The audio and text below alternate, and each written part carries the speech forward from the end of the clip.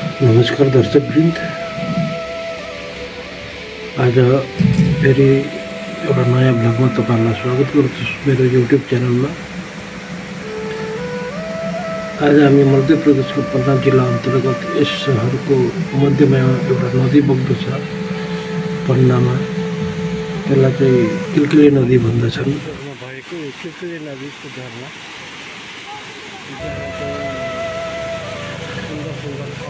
सम्वत 1964 में श्री कृष्ण प्रणामी धर्म संप्रदाय का धर्मगुरु महामती श्री प्रहलाद जी महाराज यसै नदी को किनार में आउनुभएको थियो। महामती श्री प्रहलाद जीले यस नदी में नुहाउन लाग्दाखेरि त्यहाँका आदिवासी मानिसहरूले फोहोर पानी छ, नुहाउनु हुँदैन भनेर रोक्न खोज्दाखेरि, आग्रह गर्दाखेरि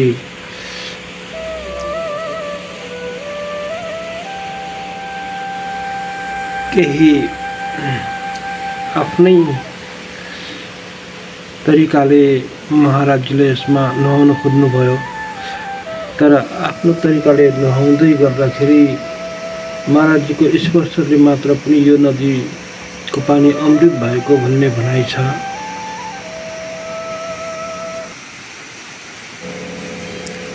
अहिले अति नै छ फोर्स यहाँको पानी। हाम्रो म्याडमहरू पनि देवीदाई हुनुहुन्छ यहाँ। म्याडमहरू पनि फोटो खिच्न तयार हुनुहुन्छ जस्तो छ। म पनि केही फोटोसुट गरिहालौँ भनेर लागिरहेको छु यतातिर।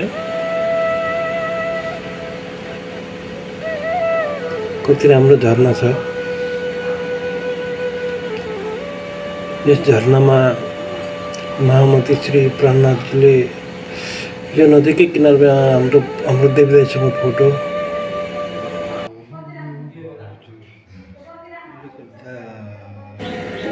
यहाँदेखि देखिरहनु भएको छ तपाईले। पन्ना सहरकै छोप्रा मन्दिरमा रहेको महाराज श्री छत्रसालजीले आफ्नो रानीहरूलाई युद्धको समयमा लुकाउन राखेको केही एउटा छोप्रा मन्दिरकै छेउमा रहेको एउटा दृश्य।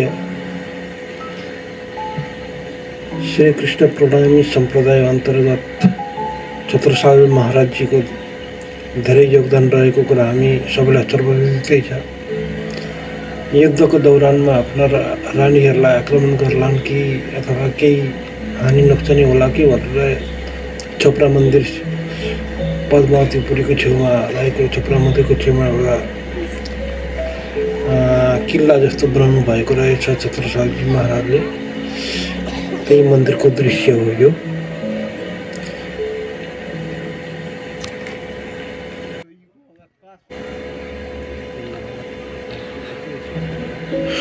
यो चाहिँ छोप्रा मन्दिरदेखि अलि माथितिर छत्रसाल गढी भन्छ यसलाई। महाराज छत्रसालको गढ युद्धको दौरानमा आफ्ना सेना र आफू आक्रमणको लागि आफूलाई सुरक्षित रहन र पन्ना सहरलाई नै निहाल्ने गरी शत्रुहरू निहाल्नको लागि बनाइएको यो गढ निकै सुरक्षित छ। पन्ना सहरको सबै दृश्यहरू यसबाट देख्न सकिन्छ। परबाट देख्न सकिने वरिपरि निकै डिजाइनिङ तरिकाले बनाइएको यो। म अहिले छतमा छु।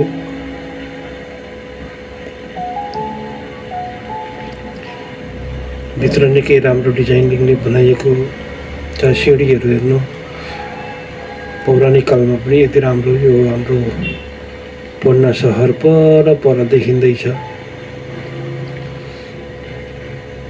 मन्दिरहरू पनि देखिन्छ सायद अवलोकन गर्दाखेरि।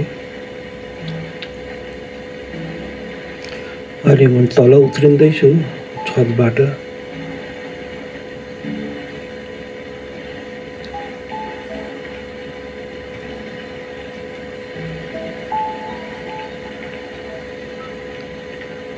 मेरो क्यामेरा मेन म आफै छाया पनि देखिँदैछ।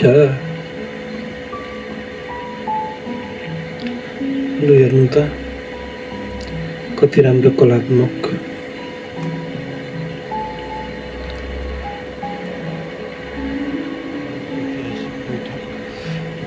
यहाँ चाहिँ हाम्रो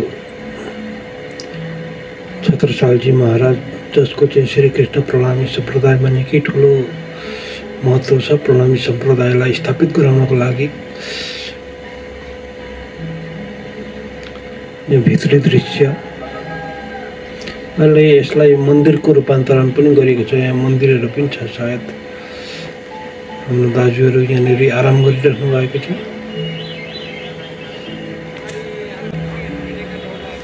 यो चाहिँ पन्ना पद्मपुरी धाम मन्दिरको छेउको प्राणनाथ चौक। झिलिमिली छ अहिले प्राणनाथ मन्दिर पद्मपुरी धाममा निकै ठुलो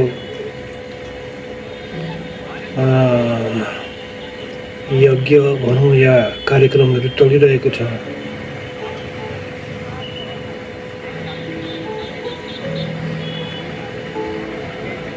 त्यो कार्यक्रमलाई नै आकर्षक बनाउनको लागि हाम्रो चोकमा यति राम्रो झिलिमिली बत्तीहरू जडान गरिएको छ। निकै आकर्षक छ। प्राणनाथ चौक पन्नाको पद्मवतीपुरी धामको नजिकै यो रहेको छ।